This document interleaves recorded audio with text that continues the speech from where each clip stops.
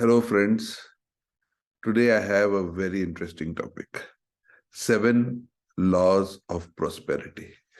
Now tell me, who in this world will not want to know the 7 laws of prosperity? Things that will make you prosperous. Prosperous in wealth, prosperous in health, prosperous in relationship, overall prosperity. So let's start. And the first of the 7 laws of prosperity is the law of pure potentiality. It basically means that the most important factor for wealth creation is nothing other than self-development, knowledge that you acquire, the skills that you acquire, the wisdom that you acquire, the character that you become, the personality that you have, the language that you speak, the behavior that you display. This is all about self. Our biggest enemy is nobody other than we ourselves. So before we blame anybody, first we need to introspect and we need to enhance our potential. So law of pure potential. Let's go to the second law. This is called the law of giving. So when you give, you will get. But most people in this world, they think the other way. They wait till they will get. And once they get, they will give. They think they will give. So this waiting to get and only giving after getting is an endless wait. And that is again something that works against many people who keep waiting to get first. Giving is always the right thing, but it's a difficult thing. How will you want to give anything if you haven't been guaranteed some returns? You know how people love fixed deposits and not mutual funds in equity, because equity doesn't promise them a guaranteed return. So the reason is very clear. We humans want something first and then we want to give. But in life, in investing, in anything, my friends, it's the other way around. Whether it's a business, you first need to invest. You need to invest in people. You need to invest in technology. You need to invest in skill development. You need to invest in creation of processes, in building a brand. It's always about investing, investing, and investing, and having a lot of patience, after which you do get compounded returns. So second law is the law of giving. As we move to the third law, it's a very simple law. It's a law of karma. Very simple, nothing much to talk. Whatever you do is what you get. You do good work, you will get good things. You do bad things, you'll get bad things. So the kind of stuff you do is exactly how the world treats you back. So your work will define your destiny. So if you want prosperity, you need to do the right things. If you become an unlawful person and you expect that prosperity will come your way, it may come for a short while, but it won't be a sustained prosperity. And there are a dozen examples, and I would not want to name any particular person. I think everybody who's listening to this video is smart enough to understand or even remember or recollect the names of people who have actually followed the wrong path, and karma has just got them to the place they deserve to go to. Then comes the law of least effort. This is a very, very smart law. It's a pure business law.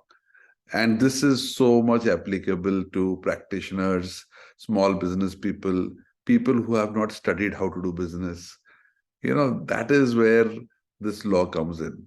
We always love to believe that we are the product. I am the best salesperson. I am the best financial advisor. I am the best doctor. Unfortunately, if you want to be the best, that's the biggest, I would say, a barrier to your growth. Your being the best is the worst thing that can happen. Or your wanting to remain the best is even worse than that. The whole idea is to create something. And to create something, you need people, you need to have them motivated, they need to have their skin in the game. You need your family, you need your children to join you. Their skin has to be in the game. That's the only way you can scale up any enterprise, any business, where in the same amount of time, in the same 24 hours, you can create a lot more value. And therefore, the law of least effort is nothing but the law of scaling up. And to scale up, what's most important is to first and foremost let your ego go. EGO, go. When your ego goes, you want a team to become the star. When your ego goes, you want to create leaders.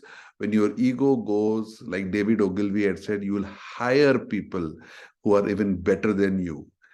It's that sense of security which is the very basis or fund or the foundation of able to create scale. And this is one of the most important laws of prosperity, law of least effort.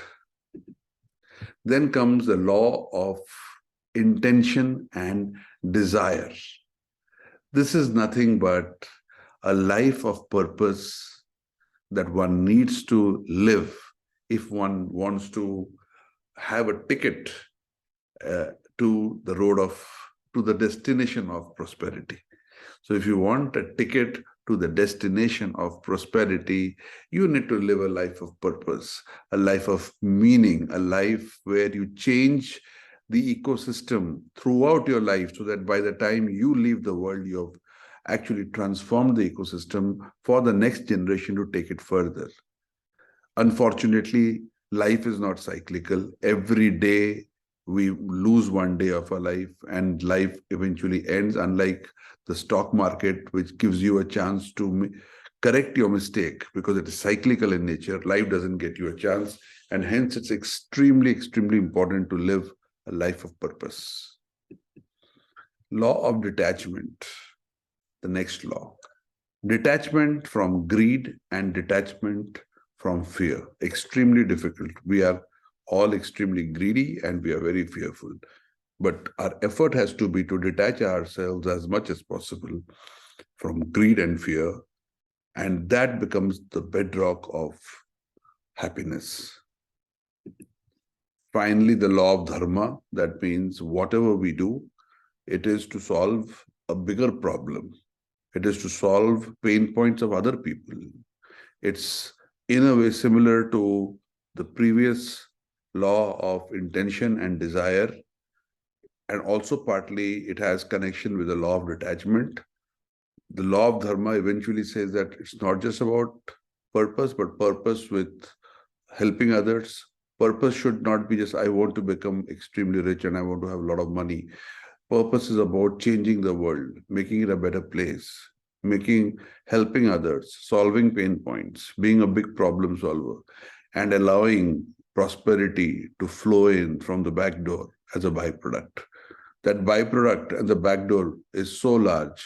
It's like they say, Bhagwan jab deta hai, to chappad faad ke deta hai. That is what happens, provided you follow the 7 laws. Let me kind of do a quick revision of the 7 laws. We started with the law of pure potentiality. That means we need to work on ourselves, our character, our behavior, our personality, our skills. Law of giving, we have to first give. That's the biggest risk, but you have to give if you want to get. If you wait for the get and then decide to give, you lose time. And as I said, life is not cyclical. Every day is time gone forever. Law of karma, very simple. Do good things to get good stuff in life. Law of least effort. If you want to have least effort and you want to create a lot of legacy value, you need to take people along and you need to say goodbye to that old friend called ego. Law of intention and desire is nothing but pure purpose of life, a life to change the world, a life to make a better world after you go. And law of detachment is simple. Forget about greed, forget about fear, if you can, to whatever extent. It's not possible that we may forget greed and fear completely or can detach ourselves from greed and fear completely. It may not be possible, but to whatever extent you can do, if you can, then that helps. And finally, the law of dharma, law, which basically says that we need to be a problem solver. We need to solve other people's problems, pinpoints. And once we do that, for sure, we will get prosperous. So friends, thank you. It was nice creating this video for you, creating these slides and the discussion that we had. I hope you will use this particular video. You can talk about this with your clients, yourself, or you can just play the video. I love to create such videos for you in the future also. And thank you so much for being a fantastic audience.